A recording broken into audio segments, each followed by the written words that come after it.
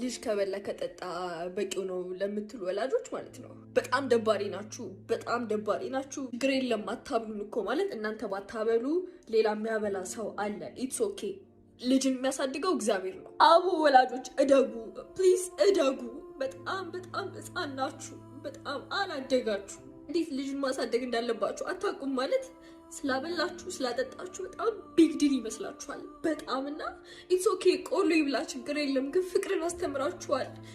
እናንተ ጥላቻችሁን፣ ዛቻችሁን፣ እንዴታችሁ ልጆቻችሁ ላይ እየተወጣችሁ ግን እኛ ካደግን በኋላ ስለ ራሳችን የሚሰማን ስሜት እየተመታ እንዲሆን ያደረጋችሁት እናንተ ናችሁ። ኦኬ እና እኔ ታዳጊ ወላጆች ብያችኋል። ልጆች እያለን ባሳለፍናቸው ነገሮች ካደግን በኋላ እንዴት ስቃያችንን እንደምንበላኝ ነን የምናውቀውና ከበላ ከጠጣ በቂ ነው ምናምን አትወልጁስ። ቆይ ማለት መውለድ እኮ ግዴታ አይደለም። እዚህ ጋር አፕሪሼት ላለማድረግ እኮ አይደለም፣ ግን እናንተ ባታሳድጉ ማለት ነው ሰንበዴል ያሳድጋል። መንገድ ላይ ተጥላ የተገኘች ልጅ አድጋ ምናምን የሆነ ሰው አሳድጓት ዛሬ ላይ የሆነ ቦታ የደረሰቻለች እና ማለት በእናንተ በኩል ስንመጣ ማለት ነው ይህን ያህል ባሪያችሁ ይህን ያህል የሆነ ነገር ማድረግ የለባችሁም። ኃላፊነት ሰጥቷችኋል። ልጅን የሚያሳድገው እግዚአብሔር ነው እና ኃላፊነት በጣም በጣም በጣም ገና ናችሁ።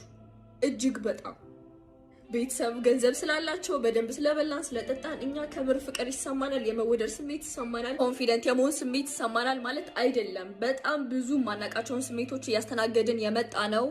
እናንተ ወላጆች እኛን ባሳደጋችሁበት መንገድ ነው እና ባካችሁ ይህንን ጀኔሬሽን የሚያድጉ ልጆችን አትበርዟቸው።